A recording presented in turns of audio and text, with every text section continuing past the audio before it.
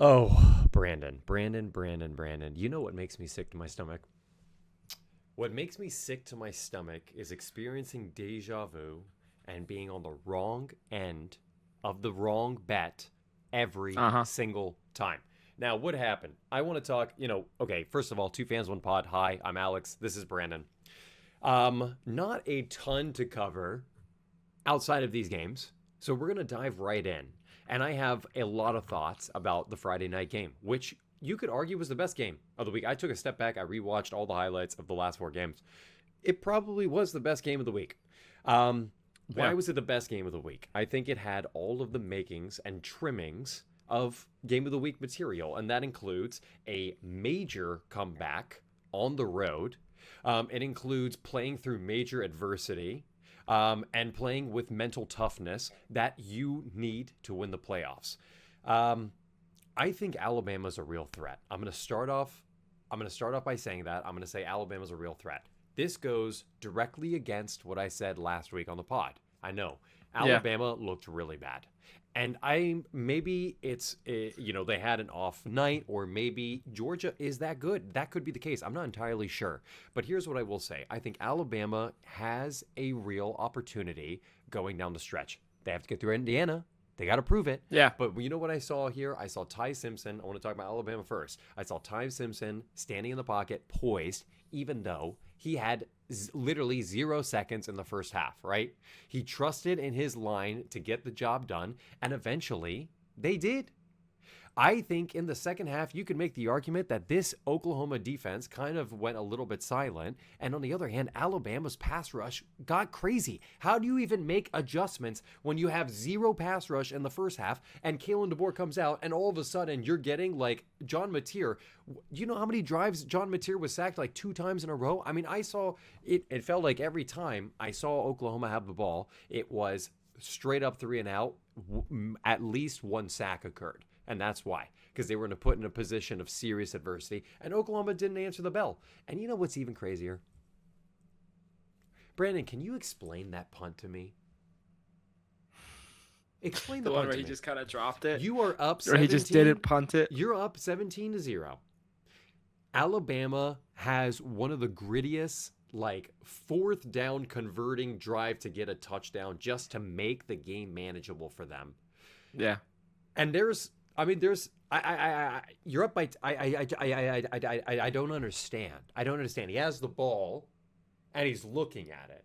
And the kick just never happens. And I was like, It just doesn't. I'm listening to Kirk Herbstreit, and he's just like, yeah, I don't even know what happened. A mental lapse. Yeah, I felt bad. I was like, these guys have no idea what to say because they have no idea what happened. Chris Fowler, by the way, is one of my favorite college football shoutcasters. Yeah. Yeah. And both of them were just like, mental lapse.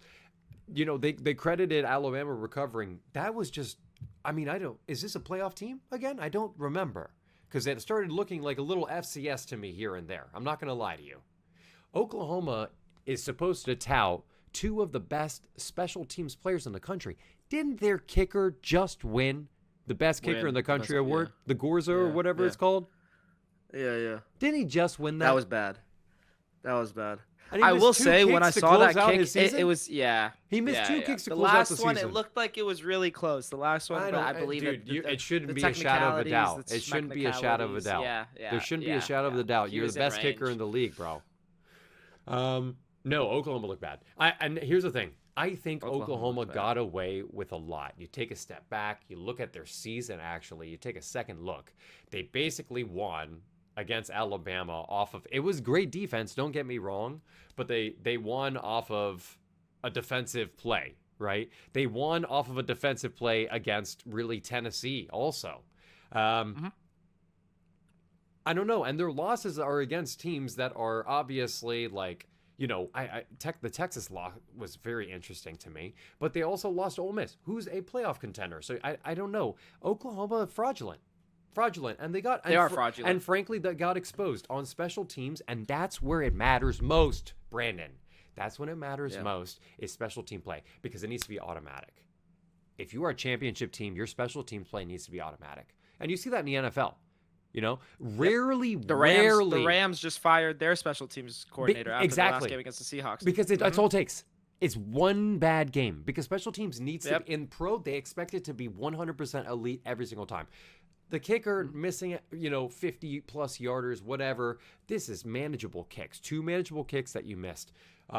Oklahoma, fraudulent. Hate to say it. Please go ahead. Take the reins. It's one of those things where I don't know. I don't think Watier was fully healthy. He hasn't been all year. I think really it's very noticeable. I know that it was a windy day apparently too. Oh, so the wind was that caused the pick six? Yeah. Was it the wind? Yeah, it was bad. He had a lot of bad throws. Deion Burks, the receiver for Oklahoma, was making all the plays for them. He looked really good that game. He had a lot of clutch catches. He made a lot of plays in open space. He was kind of the reason why they were able to, take that lead early on. Just Oklahoma was clicking on all cylinders early on. The defense was playing well and all that. And then Alabama was able to get some points on the board. We saw them some playmakers on the Alabama side that we haven't seen before. I believe the true freshman wide receiver, I'm blanking on his name. But he played really well. And then their backup running back, Jam Miller, he didn't get going too much. You're talking about Lazier Brooks, right? Number 17. Yes, dude, he had an insane game. The catches that you know what I noticed about Alabama. You know what I noticed about the championship teams. I hate to break it. I hate to cut you off because you were going to roll there. But dude, what I noticed is the championship teams, they start feeding the hot hand. And they have the talent. Who the hell is Lazier Brooks? Who the hell is this guy? He's 5'9". He's 5'9", and he's playing like an NFL Alabama. Receiver out of the slot. Alabama, dude, it's just deep. Next man up. This guy is a beast, dude. If anything, this guy, it's a freshman. He's a kid. Yeah. If anything, this guy's gonna be the next name I'm gonna be talking about in the offseason because of the performance he just had. Yeah. This is in the playoffs on the road, you guys. I cannot emphasize this enough. Please go ahead, continue. He was making the impact that we thought Ryan Williams was going to make. You know what I mean? And where the hell was he? Where the hell was he? Another game. Nowhere to be found. This is the playoffs, bro. You have this guy, Lazier Brooks, stepping up in the shoes. And you know what? I'm going to say something. Alabama fans, maybe you guys are going to back me up. The best athlete, the best player you have on that field at all times, his name is Jeremy Bernard. If he is on the field, you guys are going to win games. That catch, the helmet. Dude, he had a drop too. He had a drop too. I don't give a shit. This guy is the best player on your team by far. No question. Without a shadow of a doubt. He is so good. And I'm a big Ty Simpson guy. I've been saying that all year. And I saw when they brought 50 Cent out to perform, and there was a tied game at the start of the third, I believe, and it was 17-7. And he was locked in. Also, that whole thing, him performing Many Men, and if anything, that whole scenario, it was made to hype up the away team. If I'm have them play any other song, have them play In the Club, anything, but Many Men, and you're the away team on the road, it's a great. If I'm getting fired up, Ty Simpson thanked. You saw it was amazing in the post game conference. He thanked the media. He said, "Thank you guys. You guys gave me all the juice I needed to win this game." He's a leader, man. He's a beast. He is. He's a beast. He is. He's made for these moments. I am really excited. He's got the C on that chest for a reason, bro. I mean, exactly. And now they play Indiana next. Now they play Indiana. I think they're Don't you dare. They're in 4. We're not gonna go. We're not gonna go. We're not gonna because preview it's that. such a juicy, dude. The matchup is. I know. I was previewing it. I know. We got 10 days, so we got to really make sure because I have a lot to say about that game. I'm excited. I'm so excited, guys. I was looking at the next round of the playoffs. These matchups are disgusting. Crazy. They look so freaking good. This is what we were waiting for. This is what we were waiting for. Enough of the G5. Yes, G5 dude. team. Get the G5 out of here. We'll talk about it in a second. The other great game. Let's do all the positives first. You know what I'm saying? Yeah. Some people might say not a great game, depending on whether you like watching defensive. This game was a purely defensive game from start to finish. Gritty yards. And look, I have no notes on this game whatsoever. I have one note. This game, Brandon called it. This game was won at the line of scrimmage. I want to say exclusively was won at the line of scrimmage. Yeah. There was 2 things that happened in this game. Cassius Howell was nowhere to be found. And Ruben Bain may be the first overall draft pick in the upcoming draft. I'm not even joking. This guy was a monster. An absolute force to be reckoned with. He had 3 sacks. Are you kidding me? 3 sacks, a blocked field goal, He had a like couple 5 tackles loss. for loss. I mean, Yeah, it is. yeah. What are we doing? This guy is the It was reason awesome. they won the game, and they won it on the line of scrimmage. And Maui Noah did his job anytime he was lined up against Cassius Howell, because it didn't even matter whoever their left tackle is, and I don't even know who Miami's left tackle is, but it's very, very apparent that Miami has a NFL offensive line. That's what they have. You know what else they have? They have Carson back. They have Carson back. I love Mark Fletcher. His name is Mark, right? The running back. Yes, he Dude, stepped I up. love him. He stepped up. He looked good. But dude, It was frankly, awesome. that offensive line is a monstrosity of an offensive line. They stepped up too. And not to say, because he was big on yards after contact. He had a great yak game. Because there was a couple first downs he got off of hitting that first that tackle. His draft stock might have gone up too. I think so after this game. Yeah. God, he was so good. And dude, this game was running, offensive line, defensive line. That's it. Anytime there's a big play, Malachi Tony, he tried his heart out. Dude, they are giving him 3 rushes. He's throwing the ball. He is punt returning and trying to do everything for this team. But dude, he is a reclassified high school senior. He's a child. He can't do much. He had a fumble that could have actually costed them the game. Thank God the Miami defense is a championship defense. There's no other way to say it. It is. Texas A&M really is. sold out their home crowd over capacity to put up 3 points. Make it make sense, bro. Isn't that crazy?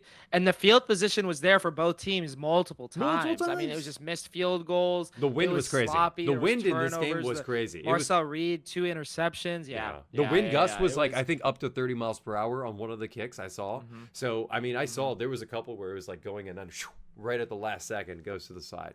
Yeah. Yeah, the Miami kicker, I want to say he missed 2 field goals, if I'm not mistaken. Yeah, both of them did. 3, dude, Texas. 3 field goals. Yeah, and Texas, he was 1 for 4 in field goals. Dude, Texas, I think they were 1 for 3 maybe also. They had a block that was real bad. Ruben Bain, you mentioned, he had a block. Dude, both the special teams was awful for both of these teams. And the worst part about the A&M blocked field goal is, just go for it. What are you doing? You're inside the 10-yard line and you're at home. That's the Texas A&M that was winning games. That's how you beat Notre Dame on the road, isn't it? What are you doing? Going for a 15, 17-yard field goal? I don't know. I was really Malachi Tony, even though he fumbled the ball, he had that one big punt return too, and that got 0 points. That was crazy. That got 0 points. Yeah, that got exactly because it was because of a missed field goal. This game was was exactly a what crazy you expected from a very good defensive standout. You add a sprinkle of wind, and all of a sudden, this game was basically unplayable for offenses. Mario Craver had a crazy catch down. It was like a seam route that was like a corner fade essentially, and his max reach. They just couldn't close out on the drives. That was the one that ended in a blocked field goal. So I have a lot. I'm telling you, like, my heart wrenches for 2 teams, fan bases after this week. A&M, I am so sorry, guys. That is rough. 3 points at home. The defense held Miami to 10.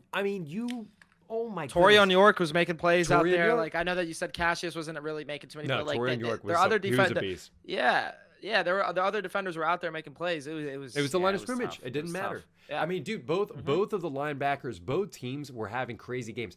Miami had 7, 8 sacks total. It's something just like that. Dude, you're not gonna win with that 7 many sacks, net losses of yards. You're just not going to. I think Texas A&M still had a great game. Ton of tackle for losses. Torian York definitely improved his draft stock this game too. He looked really, really good. But that's it. That's their season. Yeah, that's really it. That's all she wrote for Texas A&M. That's all she wrote. Sorry. And then guys. I saw Johnny Manziel was supposed to pull up to College Game Day, but he was boy. at the Jake Paul fight the night before. Wait, he didn't end up showing up. up. Is that why they brought Alex Caruso? Mm-hmm. I literally texted the group chat. I was like, guys, this is so random. Alex Caruso, for some reason, is doing College Game Day morning. Didn't look They're into advertising it, it's supposed to be Manziel, but he just never made it. I guess he had too wild of a night. Who knows? Maybe that would have changed the momentum. I heard Michael Irvin was going ballistic. Oh, my dude. He goes ballistic on every Miami game, bro. It's a late season. This is a playoff game. Yeah. Here's the thing. I'm a little bit worried for Ohio State. That's all I'm going to say about this game. because the one, listen, Now we're talking, Alex. I'm just now saying, we I'm are a little talking. bit worried because if the one thing that caused issues for Ohio State against Indiana was the front seven pressure and getting, QB pressure on Julian Sand, which he didn't have all season. So anyway, we can talk about it. But I am a little bit worried. The spread is a lot. That makes me even more nervous. Anyway, we'll talk about it. It's going to be great. So Miami A&M, great game. I swear, I loved every second of it. I know it was 0-0 at halftime. I know, this was right up your alley. But this game, is all right. Dude, this is the game that you wanted. People were talking about like, oh yeah, I took literally a 2-hour snooze and I woke up and the score was still 0-0. Shut the hell up. 0-0. Dude, this game improved so many players' draft stock. You guys have no idea. Yeah. If you guys are defensive Bryce fans, Fitzgerald, true freshman with 2 picks. I know he's not going to the draft, but he basically on the pick to seal the game, he basically ran the route for the.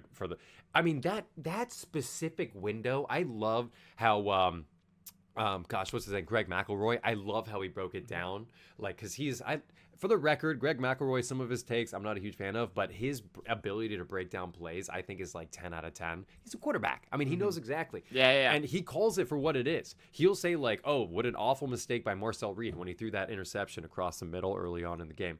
But that late interception that sealed it, it's such a tight window to hit that.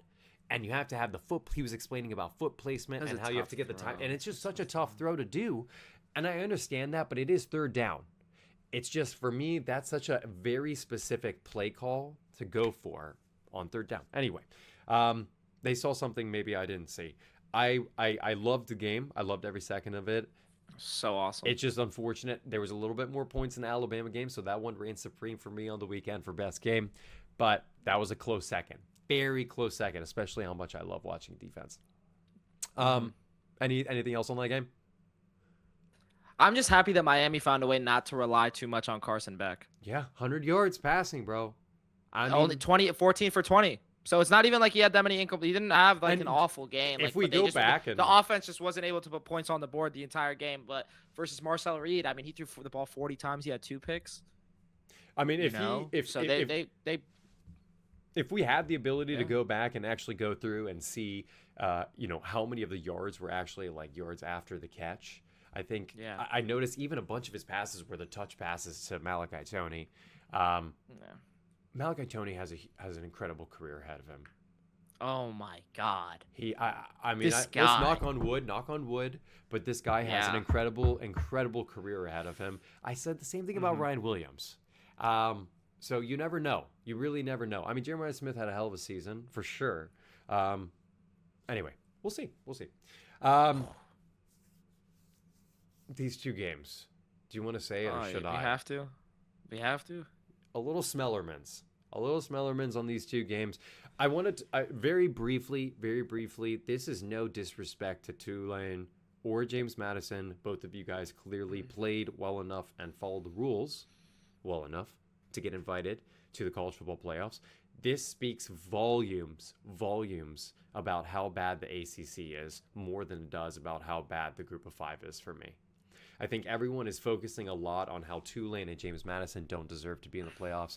If Miami loses their game against A&M like handily, people look awfully at the ACC. But there is a scenario where Miami and Notre Dame both get into this playoffs. And it's a completely different ball game, Again, no disrespect to James Madison. They played their heart out. I mean, Tulane kind of gave up at some point. Red Slough had one too many mistakes in the first half, unfortunately, and the game just got away from them. They couldn't stop Ole Miss from scoring. But really, really, truly, for me, James Madison, they put up a fight, man. I was watching this. You were with me. We were out at the bar together. I mean, you guys, yes. I went out. It was awful. You have to drink and you have to socialize sometimes. And you have to just do it. And you have to do it. You got to. But we did find a corner. We found a place to mount. And we put the little phone. And what else I did, Brandon? I went up to the bartender and I said, "Excuse me, young lady." I'm kind of like at that age right now. "Excuse me, young lady. I'm trying to watch college football. Can you please put it on the telly for me? Television. And she was actually really, I think it was her first week on the job or something. And then she goes to the more experienced bartender. She's like, oh, yeah, for sure. The remote's here somewhere. Let me go figure out where it is. Goes to the other woman, says something, to which she looks at me, gives me one of these situations, and says, we're not changing. And then also one of these situations. So the other girl looked like very apologetic, so I don't want to judge. But so we had to do it the old-fashioned way. We put the phone up on the little crevice in the corner, and then I had a couple of people come and check up on the game. Yeah, and you know what? people were, making their rounds. Every time they would come by to get a drink, they would take a little peek, take a look at the score. Yeah, how's it going? It was awesome. And Bob Chesney's team, you know what they did? They actually covered. They did. And that's because as the game was closing, they didn't care what the score was. They're still fighting their buns off to get points, and they put up points. Yeah.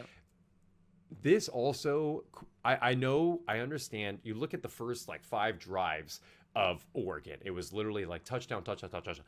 When you look at the stats, it's such a weird stat line at halftime. Because the score is completely, it was 34-6. That was the halftime score, right? But then you look at the stats, the time of possession was 8 minutes for Oregon. I mean, it was almost a 1-2 from Oregon and Madison time of possession.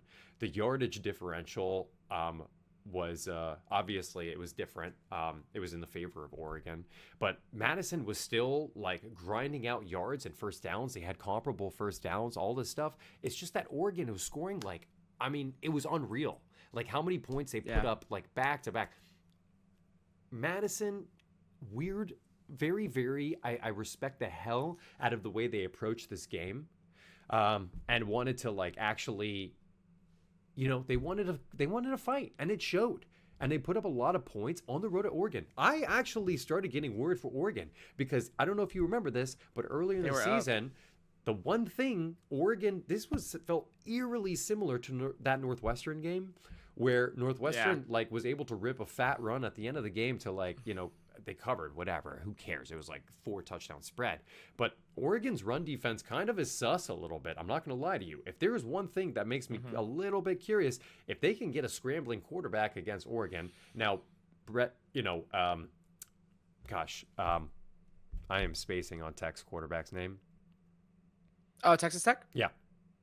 Baron Morton? Baron Morton. That's the guy. So he's not really a scrambler. I don't know if Oregon needs to sweat it out right now. Yeah. But I think as soon as they face a scrambling quarterback, they might be in for a little bit of a shootout. That's what it feels like to me because James Madison's quarterback got a ton of rushing yards as well. That guy, Wayne Knight, I think his name is, the running back for Madison. He's a small little dude, and he had 100-yard rushing. I mean, a great rushing game. So, I don't know. A little bit nervous for Oregon. What did you think of that game?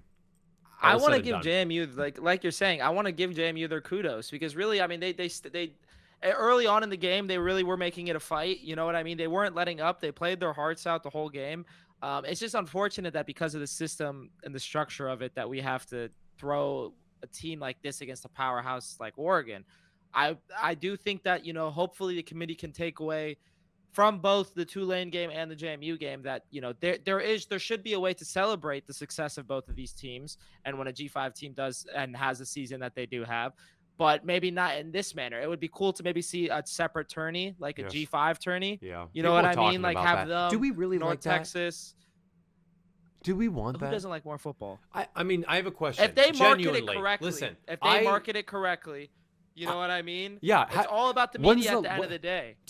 Can I ask you a question? And don't look this up. Who are the 2 finalists for the FCS championship right now? Yeah, you want to guess. I know you do, but you're on the pod. So go ahead. Rip a fat guess. Rip a fat guess, my boy. It's not North Dakota State, is it? I think they might actually be one of them. Yes. I want to say yes. I heard that Montana State game was a big game. It was. The Montana State, it was the one who got in. North Dakota State is not. Montana State is in, and then I think is Illinois State, Southern Illinois State. The point is, I understand. I understand. It's a different. it's a different league. That's what we're trying to emphasize. The group It's of a different 5 league. playing in their own championship is like really to make sure the group of 5 gets their own money that they've earned and to try to make. That's the point of college. Like for every round of the college football playoff, don't you make a certain number of dollars? I think if you make like the semifinal or if you make the quarterfinals, you make like 4 million or something like that. So the whole, this it's an effort to try to get some money to your school. If you ever Some attention, some money, yeah. and I am under the genuine belief that if you are able to jump from the FCS to the FBS, you should be able to jump from a group of 5 like level program to an actual more, I would say, like AS tier FBS program in one of the Power 4. So I could see JMU, eventually competing with the likes of the ACC schools yeah, for sure. yeah, exactly. I could very easily see right now they easily could.